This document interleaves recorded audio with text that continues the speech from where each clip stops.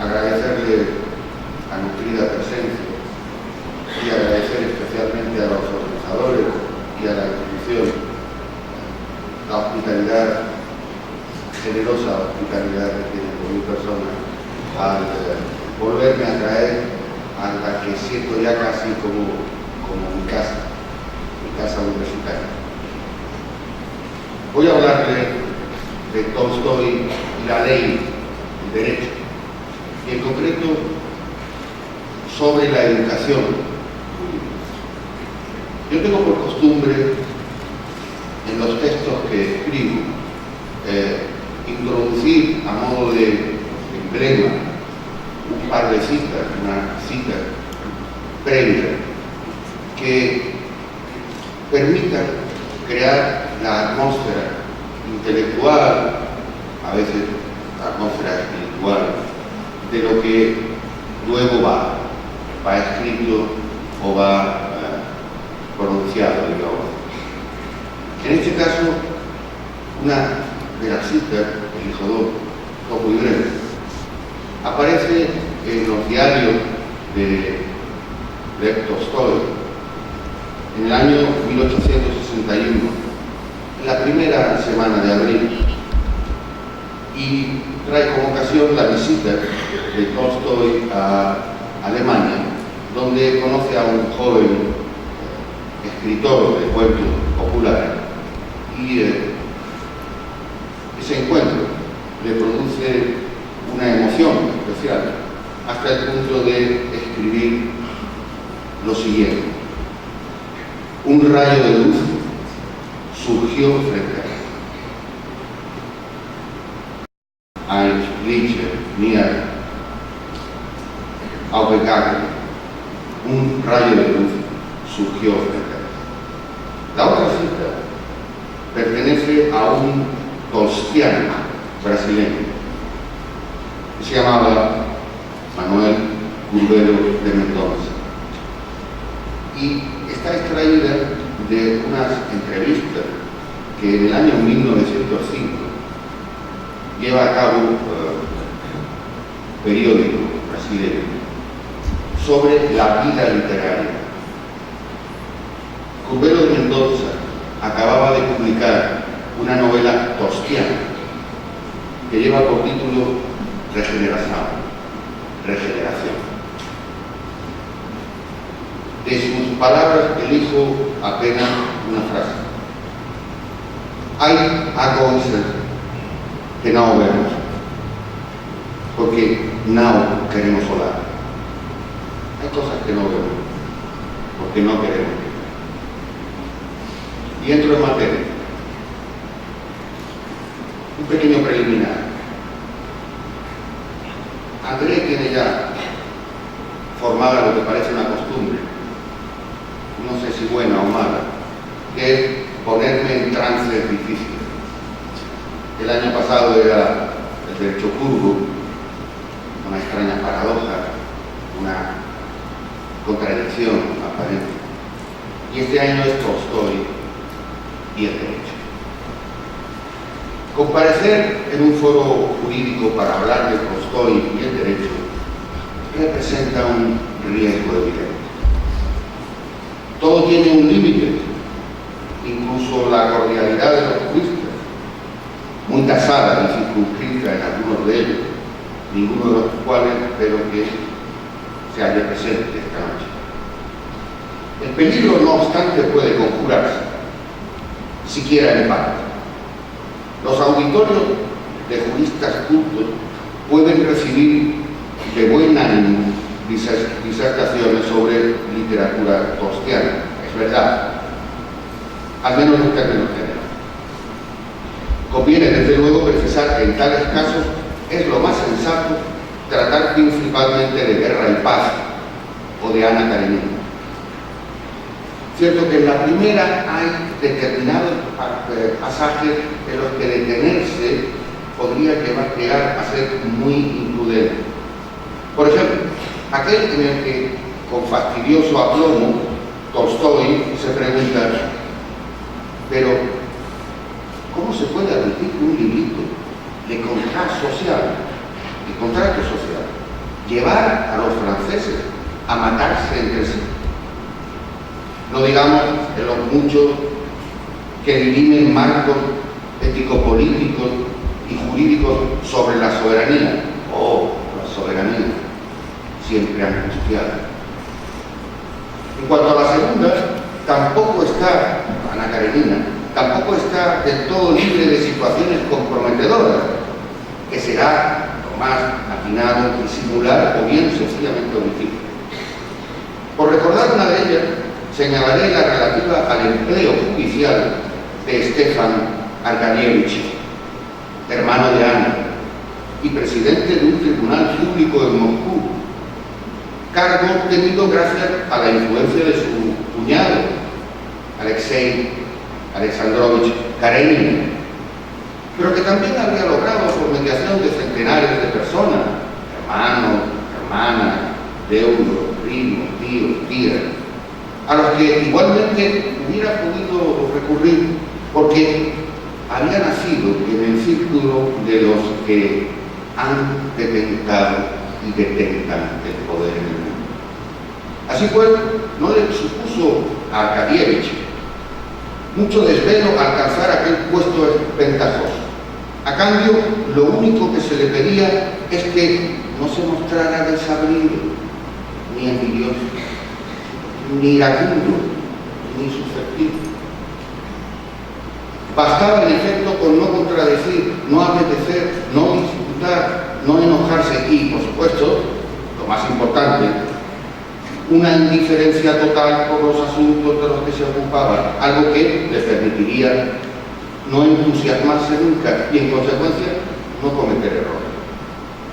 Naturalmente, acudir a esta página, donde Tolstói hace de construcción social del temperamento de ciertos miembros de la magistratura demasiado reconocible, de tan fácilmente identificable, y que ayuda a esclarecer la razón de sus ascensos en la carrera, debe antes prever una escrupulosa selección de los asistentes al objeto de no provocar innecesarias suspicacias ni mover a infelices consecuencias. Y otro tanto de cautela habrá que disponer si se optara por la muerte de Iván Ilich. Este relato es idóneo para público de galeno, siendo lógico presumirles en principio, interesados por los efectos y desenlaces de la enfermedad. No obstante, las dimensiones psicológicas del padecimiento, la dolencia y la muerte, ya anticipadas por Tolstói en un cuento que se llama Las Tres Muertes, a mi modo de ver, se desbordan aquí cuando se prueba a leer la agonía del magistrado Iván Ilich Golovin. Más allá de su mal orgánico y somático, como la mentira que a puertas de fin de siglo, en la antesala de la demolición revolucionaria, malamente lograba ocultar la enfermiza vitalidad de su experimento jurídico reformista, rehusando la verdad, su ruina. Pero para compensar todos estos posibles estorbos y quebrantos, siempre estará el socorro de una obra como Adjipura, porque la guerra o el terrorismo es algo que a los juristas seduce con un embrujo fascinante e irresistible, y además luego nos permite debatir patrióticamente de justicia duradera o de paz sempiterna, hacer de la catarsis apoteósica es tan jurídico. Aún así, será fundamental elegir con buen tino cada cita, no sea que se malinterprete la excepción. Y por supuesto, sobra decir, y queda fuera de discusión, que tanto Sonata Herzog como Resurrección son títulos de todo punto desaconsejables para tratar a Tolstói en una reunión donde concurran gentes del derecho. Teniendo presente todo lo anterior, bien se comprenderá que tantas juiciosas prevenciones me limitan sobremanera para abordar y convertir en materia de reflexión jurídica la literatura realista romántica del escritor ruso en las principales creaciones de su narrativa mayor. Por otra parte, el conjunto extraordinario de relatos menores solo incidentalmente tocan, permiten presentar piezas capaces de ofrecer material relevante, aunque un cuento como El buen juez sirva y no con poca ventaja pedagógica para introducir al estudio de las técnicas de argumentación y de la prueba por concurso de indicios y desentrañar la lógica del razonamiento atractivo.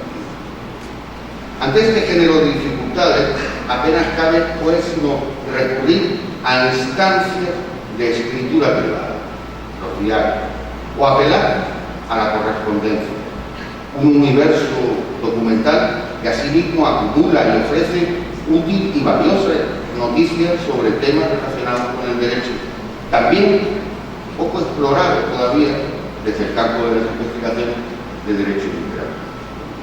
Es necesario advertir, sin embargo, que el obstáculo principal que este acervo opone radica en el carácter sintético y a veces muy impresionista de las entradas y comentarios, a la par que en el hecho de que con frecuencia las ediciones comerciales disponibles no aseguran el íntegro contenido ni tampoco están exentas de censura. Con todo, ambas fuentes proporcionan un importante corpus informativo del que en adelante no deberemos prescindir. Lo que con estas fuentes me propongo aquí es exhumar y recuperar en ese enorme conjunto documental, como digo, aspectos entre los más confidenciales de la experiencia tosquiana ante el mundo jurídico y sus protagonistas. Creo que el resultado de esta investigación nos va a facilitar un mejor conocimiento de las ideas de Tolstói acerca de él. En las páginas que siguen exploraré un espacio específico, así el ligado a la educación jurídica, recorriendo el camino que de un lado conectó a Tolstói con los estudios universitarios de Derecho durante su etapa juvenil, y de otro, el de los estudiantes de leyes con quienes Tolstói se vincula al dedicarles una reflexión sobre su formación jurídica. Esta vía de doble sentido permitirá concretar finalmente el motivo de la evaluación crítica de Tolstói sobre la educación moral del derecho. Ahora bien, me temo que en este proyecto no es posible eludir la responsabilidad resultante de la perspectiva adoptada, lo que me hace asumir como un riesgo inevitable el que fatalmente acaso no concite el júbilo de una parte de la audiencia, pero en realidad tampoco busco ni pretendo su complaciente aprobación. Hace tiempo que en cuestión de discrepancia, sea en controversias intelectuales o de otro tipo, afronto sin inquietud y hasta con indiferencia las razones perezosas de quienes apoyan o secundan el argumento de disenso. Vamos a lo primero, el estudio del derecho en la formación de Tolstói. En un temprano registro de su diario, Tolstói, al día 25 de marzo de 1847, escribe: no basta con apartar a la gente del mal, es necesario estimularla hacia el bien. Es el preludio que abre camino, formulado con aforística concisión, al resto de las anotaciones recogidas y seguidas. Su interpretación, la interpretación de esta frase, no basta con apartar a la gente del mal, es necesario estimularla hacia el bien. Su interpretación fácilmente podría orientarse, en la poderosa espiritualidad cristiana, o diferente, en la deontología de la beneficencia, o en la ética de las virtudes excelentes. Más allá, sin embargo, de toda pretensión benefactora o de compromiso filantrópico, a mí me parece que es el indicio del modo en que Tolstói estaba experimentando la vivencia de su época, gobernada por una ideología filosófica cuyo dominio hegemónico era poco menos que una patología. Ese estado patológico del pensamiento se llamó hegelismo. Pero para comprender en todo su sentido auténtico y profundo alcance este comienzo de escritura, habrán de transcurrir casi 40 años. En 1882 y 1885, Tolstói escribió una serie de artículos propagandísticos, como casi siempre antes difundidos en el extranjero que dentro de la frontera rusa, y que se publicaron con dos títulos: ¿qué hacer? Y entonces, ¿qué debemos hacer? En este segundo, entonces, ¿qué debemos hacer? En este segundo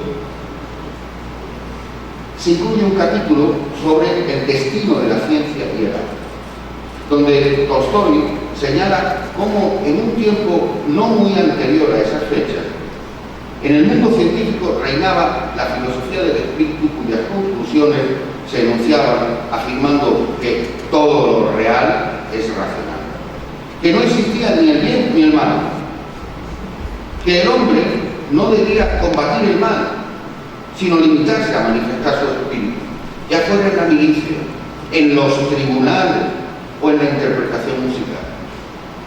Y concreta, 40 años atrás, el hegelismo era la base de todo cuando yo empecé a vivir, el aire que todo lo envolvía, haciéndose presente en los artículos de periódicos, en los manuales de historia y de derecho, en la literatura, de un modo tal que quien no hubiera leído a Hegel carecía por completo del derecho a hablar. Y poco después, sin haber transcurrido aún 40 años, ya nadie se acuerda de él, como si Hegel no hubiera existido nunca. Lo más extraordinario, sigue escribiendo Tolstói, es que este declive se produjo sin que nadie lo refutara, y de repente el mundo científico perdió todo su interés por él, y convencido de que en su teoría no había más que palabras oscuras y conceptos absurdos, lo desdeñó para sustituirla por una ciencia positiva y crítica que supuestamente no admite engaño. Con esa memoria, todo eso ha pasado en tiempos que yo recuerdo.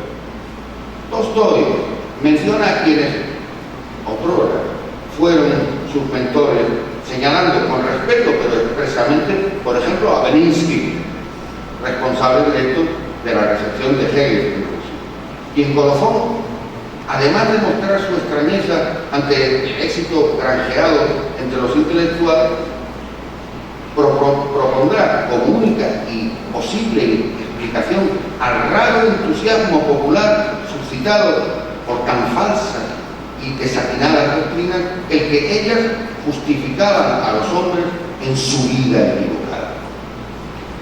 Se trata aquí, desde luego, de un graso error. Ni el crepúsculo de la influencia del idealismo alemán había llegado, ni en absoluto Hegel estaba allí. Al margen, no obstante, de este desacierto, lo que importa es constatar su perfección. Esto es, la de un pernicioso dominio de la filosofía hegeliana, también su filosofía jurídica y en especial del Estado, la cumbre de la etnicidad, y que trató de resistir. Tenía Tolstói la certidumbre de que no bastaba con detener y alejar la práctica de una mala vida, que no era suficiente con el freno que somete y relega el mal, sino que además se hacía preciso e indispensable una incitación al bien. Sin duda, este convencimiento llevaba al Tolstói, que en ese momento tenía 18 años, era alumno del segundo año de leyes en la Universidad de Kazán, a la desazón y le inclinaba al desencanto, porque esta sería la interrogante fundamental: ¿constituía de verdad el derecho un instrumento idóneo a tales fines? ¿Servía verdaderamente el derecho para auspiciar el bien y no solo para sofocar el mal? Acerca de las materias de estudio jurídico que cursaba en aquellos años, versa el resto del apunte del diario en ese libro. Notas que están llenas de valor. Así sabemos que Tolstói llevaba como poco una semana dedicado a la tarea de preparar, por encargo de su profesor de Derecho Civil allí en Kazán, Dmitri Mayer, un trabajo de lectura comparativa entre el NAZART son las instrucciones para la comisión, para la composición de un proyecto de nuevo código de leyes hecho por Catalina II, y la obra de Montesquieu, L'Esprit de Sauvage, y que sus conclusiones estaban ya bien maduradas cuando escribió: las instrucciones le trajeron mayor gloria a Catalina que a Rusia. Conocemos también que otras disciplinas ocupaban su tiempo y afán. Una biografía autorizada, como es la de Biriukov, menciona su atracción por la materia enciclopedia del derecho, que era una asignatura análoga a la que hoy es teoría del derecho y la filosofía del derecho. Ahora bien, esta expuesta indicación relativa a esa asignatura, enciclopedia del derecho, merece un mayor particular. No faltan sugestiones biográficas que disimulan o disfrazan aspectos más íntimos y vitales de la entrega de Tolstói a los estudios jurídicos. Alguno hubo que incluso habló de adicción a la ciencia jurídica. Tengo para mí, sin embargo, que su apego hacia el estudio del derecho fue bastante más moderado y muy escasa su devoción, aunque en resultados académicos resultara un alumno relativamente aplicado, y en concreto respecto de la enciclopedia del derecho. El programa que cursó Tolstói, correspondiente a esta disciplina, era impartido por un profesor que se llamaba Anton Stanislavski, no tiene nada que ver con el escritor, que es de la misma época. Era profesor asistente y empleaba como manual la enciclopedia del derecho de Konstantin Nevolin o Nevolin, un profesor de la Universidad de San Petersburgo. Conducía las explicaciones con ese manual, poniendo cada vez mayor distancia con la dirección idealista a favor de la historia. El texto de Nevolin, que se había formado en Alemania con Savigny, mostraba asimismo un enfoque metodológico de signo progresivamente positivista. Así, por tanto, aquel joven Tolstói de 18 años que estudiaba Derecho, que asistía, no siempre con regularidad, a las aulas de la Facultad de Derecho y que en ellas llegó a liderar, a aprobar el segundo curso, estaba en mitad de una recíproca tensión ideológico-jurídica entre dos fuerzas que sobre él actuaban con igual y mutua intensidad. De una parte, el ambiente del idealismo hegeliano; de otra, el historicismo tendencialmente positivista. Sin duda, el idealismo de Hegel participaba del romanticismo historicista, pero al racionalizarlo lo había desembarazado de las ataduras con la idea incondicional de historia. Pero cuando el historicismo jurídico, la escuela histórica del derecho, sesga y produce la transformación de aquel idealismo en derecho legislado y jurisprudencia, ambas corrientes se bifurcan para convertir borrosas relaciones en diferencias imborrables.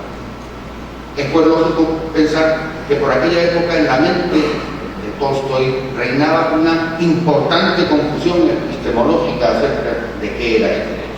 Tolstói, de hecho, se sentía atraído por las cuestiones jurídicas, cuyo conocimiento deseaba, pero antes que a través de la expectativa suministrada por sus profesores, quienes se inclinaban por una fórmula docente dogmática y categorial que poco a poco iba abandonando el derecho a la estrechez de la ciencia de los juristas.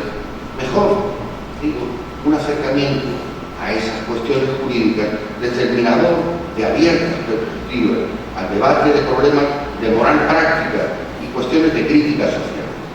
Esa actitud le lleva a sentirse incumbido por las conferencias que fuera del marco escolar y académico dicta un jurista, filólogo y historiador del derecho como es Emil Ferdinand Vogel, profesor de la Universidad de Arte, presentando la discusión de actualidad jurídica, de rabiosa actualidad jurídica relacionada con la pena de muerte. De esta manera, cuando a finales de abril de 1847 Tolstoy ha pasado examen de curso, ya está decidido a abandonar los estudios de derecho. Presionado para que los retorne al año siguiente en San Petersburgo, ese mismo año, 1848 ya, renunciará de forma definitiva, determinado a ello, por sus lecturas de Rousseau, por las confesiones, por el Emilio, por la carta de D'Alembert. Esta es la relación del joven Tolstoy con los estudios de derecho. Vamos a ver ahora el otro sentido. Tolstoy en la formación de los estudiantes de derecho. Tomemos ese año, 1848, y sobre él otros 71 más. El calendario señalará 1909. Tolstoy es ahora un anciano, morirá al año siguiente. El tiempo de su existencia mortal se agota. El final se encuentra próximo. Acudamos ahora a su correspondencia y otra vez hallaremos opiniones en torno a la educación jurídica. Me refiero al intercambio entre un joven estudiante de Derecho y Tolstoy durante la primera mitad del mes de abril de 1909. Es un asunto que he mencionado en otros lugares, aunque solo episódicamente, por lo que aquí voy a tratar de centrar en el tema y aportar nueva y puntual información. El nombre de ese estudiante remitente es Isaac Krutich, alumno de la Facultad de Derecho de la Universidad de San Petersburgo, que es un ferviente discípulo de Tolstoy, que le sigue en su ideario religioso y que cursa entonces la asignatura de Enciclopedia del Derecho explicada a través del texto de Lev Petrarchavsky o Petrarchavsky en polaco. La enseñanza de esa asignatura coloca a Krutich en un trance angustiado. Sus convicciones como prosélito tolstiano se ven removidas y por otra parte está su lealtad para con el estudio del derecho. Es un doloroso dilema, el alma y la ley. Este es el motivo de su carta, fechada a 14 de abril, que Tolstoy recibe en Yasnaya, Poliniana, 3 días más tarde. Petrazinski, egresado de la Universidad Imperial de San Vladimir en Kiev, había ampliado estudios en Alemania y acababa de publicar el primer tomo de su teoría del derecho y del Estado desde la teoría moral. Krutich acompañará un ejemplar de esta obra en la carta que dirige a Tolstoy, con una llamada comentario de las partes especificadas. Petrazinski, muy notable y un filósofo recordado hoy todavía, sobre todo por su teoría de la validez psicológica del derecho y sus contribuciones a la sociología jurídica, quien como Rudolf Steiner mantuvo paralelos, por ejemplo en el tema de las leyes naturales de contenido variable, aunque también fuertes diferencias en cuanto a los alcances del kantismo jurídico, importan aquí en especial la concurrencia de ambos, Petrafilski y Steinberg, en punto a las funciones motivadoras y educativas del derecho, y asimismo el común rechazo hacia el anarquismo.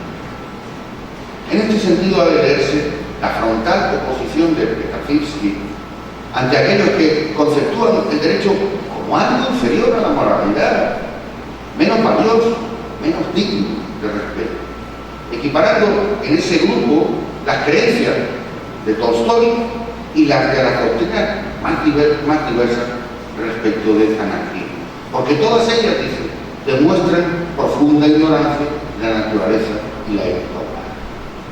Cuando Tolstoy leyó la misiva y los párrafos seleccionados, encontró divertida la consulta del libro, despreciando en principio la oportunidad de una respuesta. Poco después, sin embargo, cambió de parecer y trabajó para contestar debidamente la una e impugnar el otro, y no solo por el placer de oponerse, sino porque veía la posibilidad de aportar algo nuevo. Así lo comenta a Vladimir Cherkov. Cuando el 27 de abril tuvo terminada el escrito, igualmente manifestó Klutik el deseo de que se gestionara una publicación conjunta de ambas cartas. No hubo lugar a ello. Incluso las circunstancias fueron poco favorables para que el texto de Tolstoy viera la luz de las imprentas y se divulgara. En Rusia nunca sucedió. El cruce de mensajes permaneció, pues, inédito hasta comienzos de 1910. Y para entonces tampoco siempre se editó uno seguido del otro, una carta seguida de la otra, lo que en alguna medida también hace confundente la respuesta de Tolstoy. Esta apareció publicada primero en traducción francesa en Ginebra, probablemente favorecida por un señor que se llamaba Albert Scarpa, un tolstiano, con una vida terrible, de prisiones, de maltrato, físicos y psicológicos. Y luego también apareció en París, pero entonces ya no se llamó una carta a un estudiante, sino se llamó El derecho y sus mentiras. Y luego, inmediatamente, fue traducida al alemán en un folleto por Scarba y enviado un ejemplar a Yasna y Arpoliano, que se recibe el día 24 de abril, 24 de septiembre de ese año, 1900.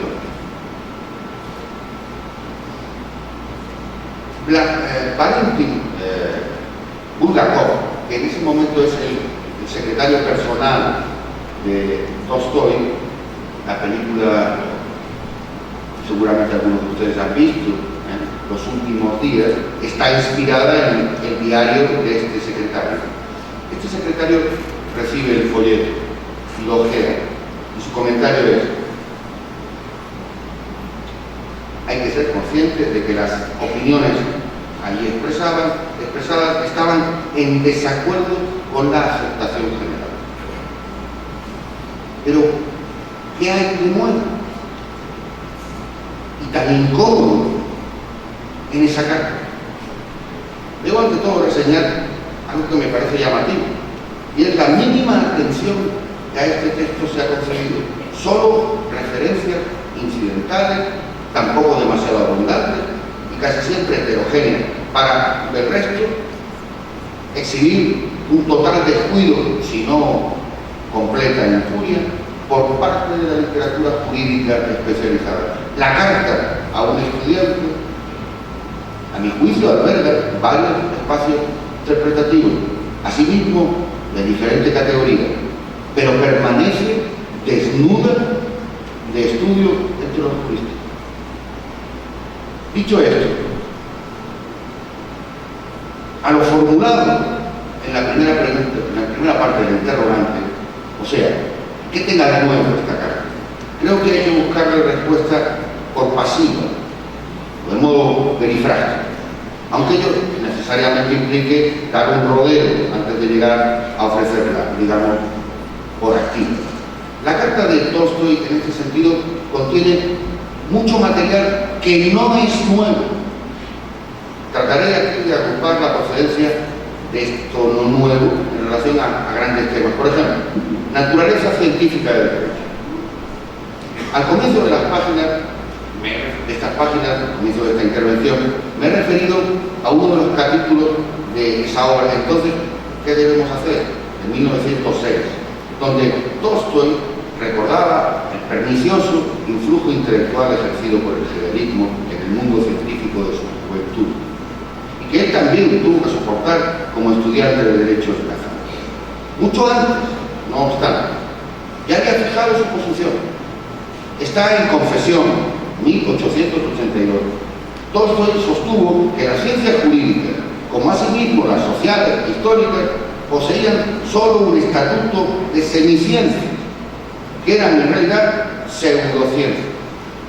No había novedad en este punto, y aún ni siquiera este punto era novedad luego de que Eastman hubiera pronunciado en 1857 la célebre conferencia que hoy todos conocemos como la jurisprudencia no es ciencia, un severísimo veredicto que, sin embargo, no ha supuesto el apelativo altamente tóxico de delirio nihilista, ni favorecido un número de enemigos más allá de lo razonable, y antes, al contrario, le ha otorgado cierta fama en la historia del pensamiento jurídico.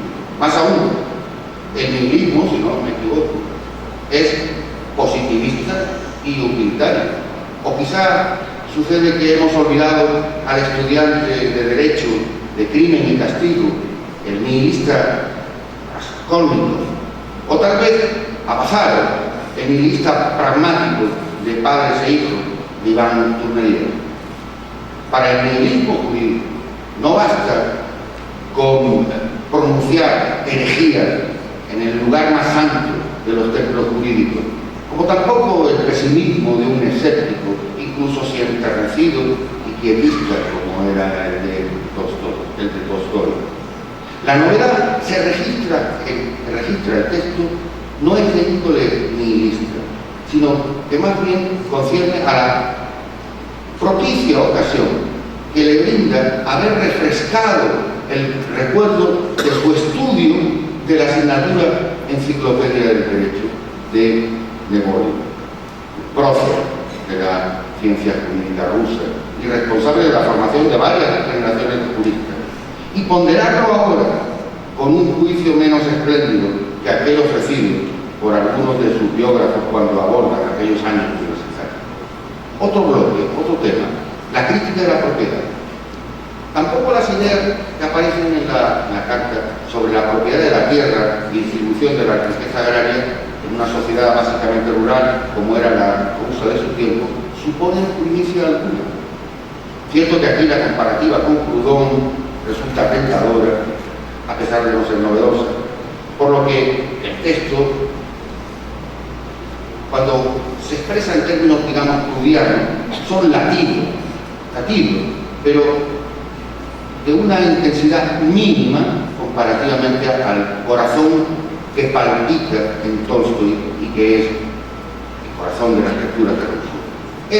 El verdadero origen está en el naturalismo rusoniano.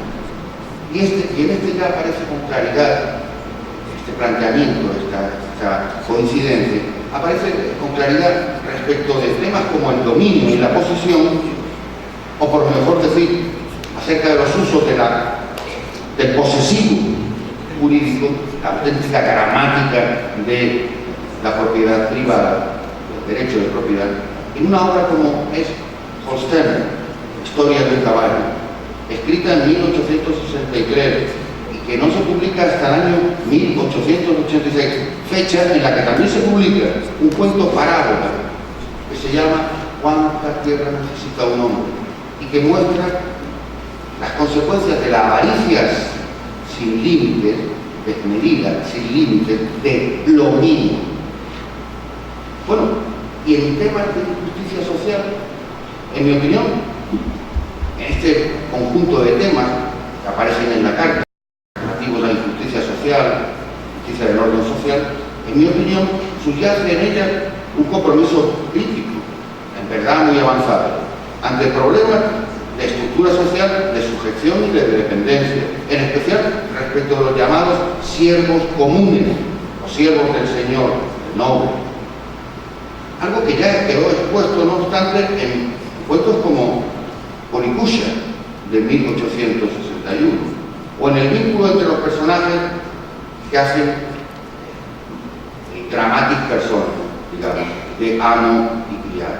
Relatos que no son simplemente costumbres. La carta expone en su modelo algo más sustantivo, y es la pervivencia de la distribución social que anulaba la posibilidad de probar en Rusia, la Rusia zarista, el programa de reforma y o cambio al que en otros lugares se estaba favoreciendo desde esa corriente de liberalismo corregido para hacer frente al conjunto de problemas y condiciones de lo que luego se conoció como cuestión social. Vamos al tema quizá más problemático, estoy terminando. La supremacía moral. La moral por encima de la derecha. Supremacía de la moral. La posición de Tolstoy, que Tolstoy adopta en el texto, no adelanta otras que ya fueron previas. Estas se hallan generalmente remitidas a una obra cercana en el tiempo, 1908. Lleva por título La ley de la fuerza y la ley del amor. Dicho envío, revisión a esta obra, se produce a partir de una referencia que hace concretamente Gustav Rahler en su filosofía, en el capítulo relativo a Derecho y Moral, una obra que se publica en 1932. Y de ese eco participan todos los que luego remiten a esa referencia sin que en la inmensa mayoría de los casos hayan jamás utilizado ni la versión alemana, ni mucho menos el texto original de Tolstoy. Esta circunstancia ha favorecido una interpretación de la moralidad a través de la sustitución del derecho por el amor, situando la posición de Tolstoy en comunidad con planteamientos anarquistas, con un misticismo irracionalista o sencillamente con una imposibilidad.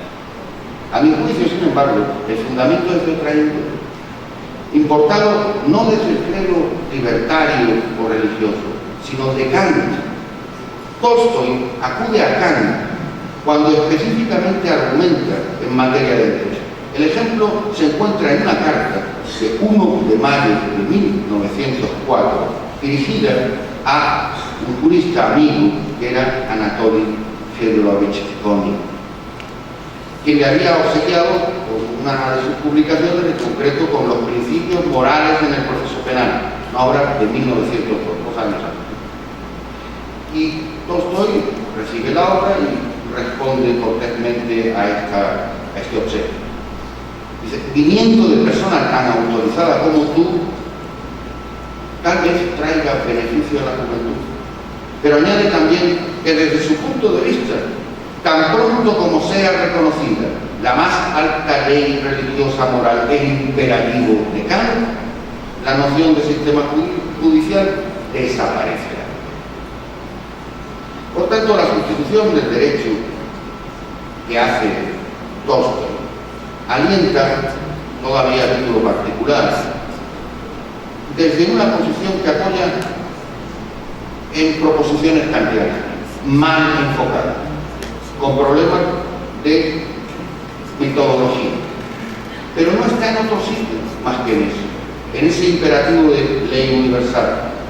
Diferente es que su lectura privada de ese imperativo kantiano sea una lectura cristiana, claramente el amor al prójimo, y que desde ese postulado todo orden social, no digamos el jurídico, sea a la postre prescindible. Pero diferente también, y no irrelevante, es que, bueno, esa posición creencial o histórica, el fundamento de la revelación de la amados los unos a los otros, acabe por corromper el sentido individualista de la concepción de moralidad de las propias y ajenas acciones con que Kant formuló el imperativo y finalmente lo desvirtúa. Este planteamiento se agrava en Tolstói cuando sustituye el individualismo kantiano por una catequesis social, porque va a redoblar el error metodológico de partida en su comprensión del imperativo categórico kantiano, haciendo de él la base de un prejuicio antijurídico y por tanto postulando que la educación y la formación en la engañosa superioridad del derecho es social y moralmente nociva, y muy en particular entre los estudiantes que se instruyen en el cultivo del conocimiento y su práctica. Estudiar derecho es moralmente nocivo. No hay, pues, en mi opinión, ninguna novedad especial en el dictamen desdeñoso de los predicados de la teoría jurídica de Tarzinski. Creo que la novedad está en otra cosa, está en la inflexión con que se pronuncia, con que elige las palabras que forman esa carta. Creo que en efecto no es aquello que se dice, sino cómo se dice. Y llamo la atención sobremanera el que las palabras de Tolstói son de una aspereza particular, una actitud que queda del todo al descubierto, incluso una descortesía indisimulada. ¿Pero por qué? Es aquí donde, me parece, podemos entrar, me faltan 5 minutos, podemos entrar ya directamente a ese algo nuevo prometido. Según lo interpreto, Tolstói da un paso más allá de donde había dejado establecida su penúltima y última posición. Tolstói había recorrido la entera antesala de su descreimiento en el derecho, su descreimiento hacia el posibilismo histórico de las reformas jurídico-sociales liberales, revolucionarias, en la muerte de Iván Ilich y en Resurrección. En la muerte de Iván Ilich había una desconfianza, todo era mentira. Estoy muriendo, esto se está acabando, y me dicen que estoy bien, que no me preocupe. La mentira, odio, lo más despreciable es la mentira. ¿Por qué nadie dice la verdad? Esto se está cayendo. Y en Resurrección llegó un paso más allá, al umbral desde el que se divisaba las disyuntivas de otro tiempo histórico. Pero ahí se detuvo. Tarzinski y el mismo Conde, quien le había sugerido la trama de lo que fue la novela, un caso judicial, el caso Rosalía Olmo, y que mantenía una estrecha amistad. Ambos, Tarzinski y Koenig, eran destacados elementos, incluso artífices, del intento de una solución liberal reformista, la que para Tolstói únicamente significaba la gran mentira y el cancelado futuro que ficcionaliza la muerte de Iván Ilich y Resurrección. Ahora Tolstói, en su carta, da un paso más allá. Y ese otro espacio al que accede es el lugar nuevo de la concepción socialista del derecho. El derecho está escrito en esa carta. Se ha concebido y propagado deliberadamente con un propósito bien claro y bien villano, el de justificar las malas acciones cometidas siempre por hombres que no pertenecen a las clases trabajadoras. El derecho natural, derecho político, civil, penal, eclesiástico, militar, internacional, das Recht, le droit o bravo, el derecho. ¿Qué significa esta extraña palabra? En realidad se llama derecho para los detentadores del poder el permiso que a sí mismos se dan de obligar a sus súbditos a hacer lo que conviene a sus privilegios. Para los otros se llama derecho el permiso de hacer lo que no está prohibido. Este paso adelante no solamente deja atrás lo anterior, sino que lo reescribe. Reescribe con claridad una dialéctica de las ancestrales injusticias en la sociedad rusa, presidida, formada por los señores y sus tributarios. Reescribe el valor y la función de la propiedad mobiliaria. Reescribe el predominio ideológico moral de la ciencia del derecho, desenmascarándola de su falsa neutralidad, porque a la hora de aislar y relegar el mal, ha hecho del derecho, antes que un estímulo a la precisa e indispensable incitación al bien, una impúdica coartada para el puro y duro ejercicio del poder en su dimensión más corrompida. Tal vez esta evaluación crítica de Tolstói acerca de la ciencia jurídica y la moralidad del derecho, por cuanto históricamente ligada a su expresión burguesa, esté hoy lejos de representar una novedad. Ahora sabemos que la concepción socialista del derecho no supo representar lo nuevo, o al menos no todo el tiempo, y hoy se ha vuelto vetusta y puede que hasta rancia. En eso, la concepción socialista del derecho ciertamente fracasó. Es aventurado saber si Tolstói, que falleció en 1910, habría suscrito esa concepción socialista del derecho, el derecho de los hombres. Probablemente tampoco. Aunque en realidad esto tiene muy poca importancia para mí. Lo valioso, pienso, está en intentar responder a la pregunta sobre qué permanece hoy de aquel anunciado algo nuevo en la carta a un estudiante. Mi respuesta es que continúa siendo nuevo e innovador introducir en la agenda de transformación y excelencia de nuestras facultades de derecho la educación moral del derecho. Y oír hablar y hablar de ello. Sé bien que, por fortuna, los derechos humanos no son una predicación en el desierto y que su estudio contribuye a la educación moral del jurista. Pero también que en nuestras facultades de derecho, algunas de las enseñanzas que se imparten a los alumnos desertizan en ellos la educación moral del derecho. Y es que por ese motivo que la vieja carta de Tolstói a los estudiantes no es inactual. No lo será nunca si nos ayuda a recordar la extraordinaria responsabilidad moral que nos cumple como docentes del derecho. Y es así igualmente en mi caso, porque no me he arrancado del alma del jurista que algún día quiero llegar a ser, el profundo aguijón de la dolorosa verdad.